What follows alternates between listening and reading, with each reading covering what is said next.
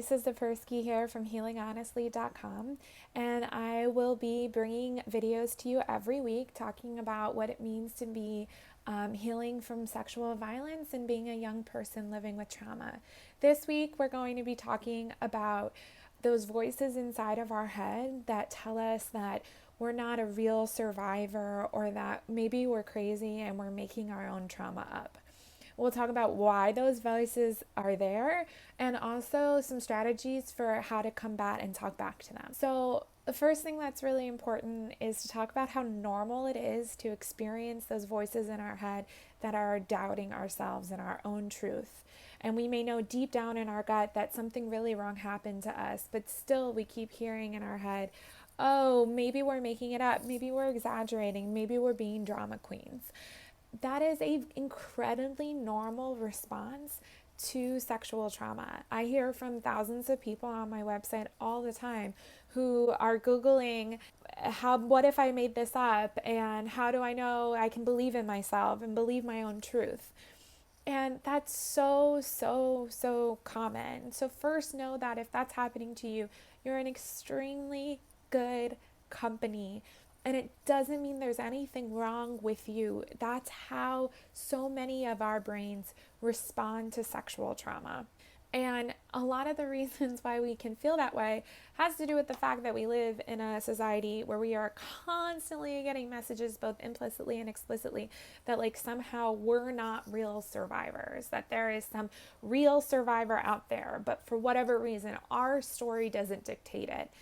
And so therefore we feel like completely invalidated. And that's just really rape culture in action. It's definitely made even worse by systems of oppression such as racism that just even further silence survivors and feeling like they're not the real survivors or they're not credible, because we are literally seeing in the news all the time survivors coming forward and being told, no, there is a real survivor out there. It's just you and your story aren't it.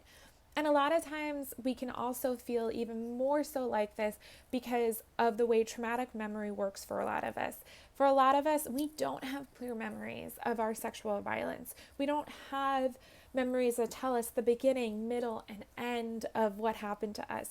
We have these body memories, these flashbacks, these feelings deep down in our gut where our bodies are reenacting our trauma all the time, even if our brains don't remember so clearly what happened. And that can just further silence us and make us feel these loud voices of questioning, because we think like, oh, well, if it was real, I should be able to remember this clearly. And I live in a world where everyone expects me to have a really clear memory of what happened, even though we know scientifically that is most often not what happens.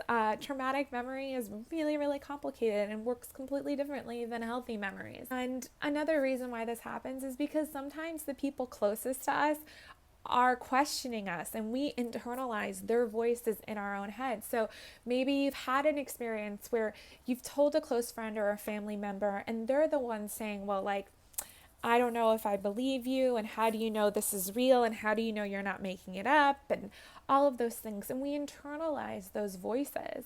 So we're getting it both from a larger rape culture that we live within everywhere we go, but also from oftentimes people who are really close to us too.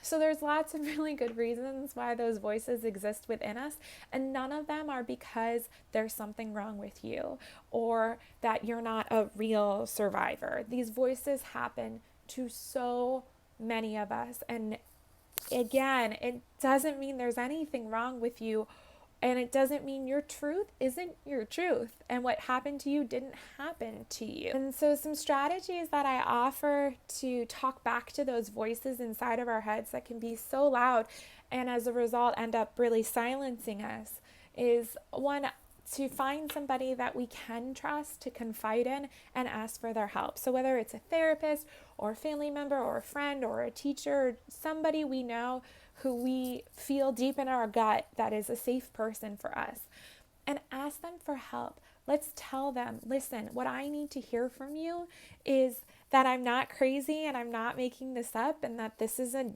normal response to trauma, because sometimes hearing it myself say it isn't enough. I need somebody outside of me to say that. And I have found that people are so excited to be able to help us and for us to be able to offer them like a concrete way to support us. People like being told how to support another person. The second is to read more about our bodies and our bodies on trauma and how traumatic memory can work to help us normalize and destigmatize these feelings of like, oh, well, because I don't have this specific kind of memory, I'm not a real survivor, or maybe I'm making it all up. And for that, I definitely recommend reading Bessel van der Kolk's The Body Keeps the Score, and also going on to healinghonestly.com, where you can read about my own stories about living with traumatic memory and not having clear narrative memories of my abuse and my journey to accepting my own truth. And 3, to remember that we live in a world where rape culture is bountiful, and it's not our fault that we are hearing these voices all of the time. This is a completely normal response to living in a world where there is no survivor good enough to actually be credible in our society, especially if you are a survivor who is a part of a marginalized group, whether you're Black, whether you're Indigenous, you're Latinx, you're queer, you're trans. Your story doesn't go along with like, oh, I'm a cis woman and the person who harmed me was a cis man, the way my story does in these like heteronormative ways we think about violence. All of those things add further levels of the oppressive nature of how we can feel silenced in our truth. And most of all, remember that no matter what, you're not alone in feeling like this. That even when you are feeling moments of self-doubt, know that I believe you, and I know your pain is real and your pain matters. And even if you're feeling unsure of yourself, know that I am standing beside you and I am always sure of you. Your truth matters and I stand beside it. So to hear more, please subscribe and like. Please share with me any strategies that you have for talking back to those voices in the comments below. I would love to have more strategies to offer people. And please go to healinghonestly.com and you can sign up for my Friday newsletters, which are always filled with fun GIFs and puppy videos. And I'll see you all next week.